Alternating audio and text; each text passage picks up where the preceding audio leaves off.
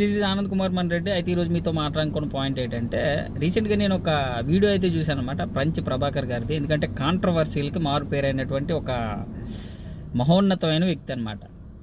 నేను ఈ వ్యక్తికి ఒక క్వశ్చన్ అడగాలనుకుంటున్నాను ఈ వీడియో ద్వారా. ఏంటంటే, అన్న నువ్వేం మాట్లాడావు, ఈవీఎంలో హ్యాక్ చేయొచ్చు, ఎలాన్ మస్కే చెప్పాడు. ఎలాన్ మస్క్ ఏమన్నా ఈవీఎంలు కనిపెట్టాడా అన్న? చెప్పు నాకు ఆన్సర్. ఈవీఎంలకి ఎలాన్ మస్క్కి ఎటువంటి సంబంధం లేదు. రాకెట్స్ గురించి అడుగు చెప్తాడు, కార్ల గురించి అడుగు చెప్తాడు. ఇప్పుడు సాఫ్ట్వేర్ ఇండస్ట్రీని, సాఫ్ట్వేర్స్ని, లేకపోతే ఒక ఎలక్ట్రానిక్స్ని అన్నీ అతనే కనిపెట్టినట్టు మాట్లాడుతున్నావు అన్న. చూడన్నా, నువ్వు పశువుల డాక్టర్ అయినప్పుడు నువ్వు పశువుల గురించి అడిగితే నువ్వు సమాధానం చెప్తావు, మనుషుల గురించి అడిగితే సమాధానం చెప్పలేవు అన్న. అలాగా నువ్వు మనుషులకు వైద్యం చేస్తానంటే ఒప్పుకోరుగా అన్న. ప్రతి దానికి కూడా ఒక కేటగిరీని డివైడ్ చేశారు. ఎందుకోసం? ఆటోమేటిక్గా నీకు అర్థం చేసుకోవాలి.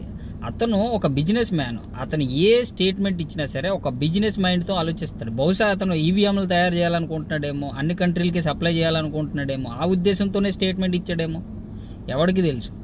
చూడండి, ఇండియన్ టాలెంట్ని మీరు అంత అగౌరవపరచాల్సిన అవసరం లేదు. ఎందుకంటే ఈవీఎంలు తయారు చేసేది ఇండియా, మనం ఎవరి దగ్గర నుంచి ఇంపోర్ట్ చేసుకోవట్లా.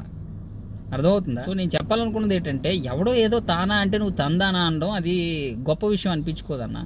అండ్ ఇంకొక విషయం ఏంటంటే, నువ్వు ఎంత పెద్ద డెవలప్డ్ కంట్రీలో ఉన్నావు కదా, ఆ కంట్రీలో ఉన్న డార్క్ సీక్రెట్స్ గురించి ఎప్పుడైనా చెప్పావా నువ్వు? అమెరికాలో గన్ కల్చర్ విపరీతంగా పెరిగిపోతుంది. రోడ్ల మీద కాల్ చేస్తున్నారు, స్కూల్ పిల్లల్ని కాల్ చేస్తున్నారు. తర్వాత డ్రగ్స్ అంత విపరీతంగా పెరిగిపోయి ఉన్నాయి. తర్వాత ఇంకా చెప్పుకుంటూ పోతే 100 రకాలు చెప్పొచ్చు. నువ్వు దాని గురించి ఎప్పుడు మాట్లాడావా అన్న? అమెరికా గురించి ఎప్పుడైనా మాట్లాడావా?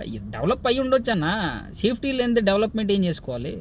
నువ్వు ఎప్పుడు మాట్లాడో ఇండియాని డీగ్రేడ్ చేసి మాట్లాడడానికి, ఇండియన్ పొలిటికల్ సిస్టమ్ కానీ న్యాయ వ్యవస్థను కానీ డీగ్రేడ్ చేసి మాట్లాడడానికి మాత్రం ముందుగా లెగిసిపోతుంది కింద నుంచి మీద వరకు. నేను అనేది ఏంటంటే అన్న, మన ముడ్డు మనం గడుపుకుంటే మంచిది.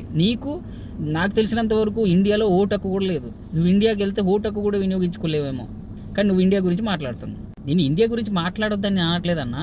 ఇండియాలో నీకు రిలేటివ్స్ ఉండొచ్చు, ఫ్యామిలీ ఉండొచ్చు, నీ ఆస్తులు ఉండొచ్చు, కాదని నేను అనట్లేదు. నీకు ఇండియాతో సంబంధం లేదని కూడా నేను అనట్లేదు. నువ్వు పక్క కంట్రీతో కంపేర్ చేసినప్పుడు పక్క కంట్రీలో ఎంత డెవలప్మెంట్ ఉంది, మనం కూడా డెవలప్ అవ్వాలి, అవినీతి తగ్గాలి, పొలిటికల్ సిస్టమ్ మారాలి, లేకపోతే కొన్ని విషయాలు నువ్వు డిఫరెన్సెస్ చూపించి మనం మారాలి, మన మైండ్ సెట్ మారాలి, మన యాటిట్యూడ్ మారాలని చెప్పి మనం కూడా డెవలప్ అవ్వాలని చెప్పి నువ్వు కొంతమందిని ఎడ్యుకేట్ చేస్తే బాగుంటుంది తప్ప రాంగ్ గైడెన్స్ ఇచ్చి మనకే గొడవలు పెట్టేసి మన పొలిటికల్ సిస్టమ్ని డౌన్ చేసేసి మన దేశ ఆర్థిక వ్యవస్థను కుదేలు చేసేలాంటి స్టేట్మెంట్లను తీసుకొచ్చి నువ్వు కూడా ప్రచారం చేయడం అనేది అది అసలు దరిద్ర కొట్టుపు ఆలోచన అనమాట. సో దయచేసి ఇకపైన ఇలాంటివి మానుకుంటామని ఆశిస్తున్నాను.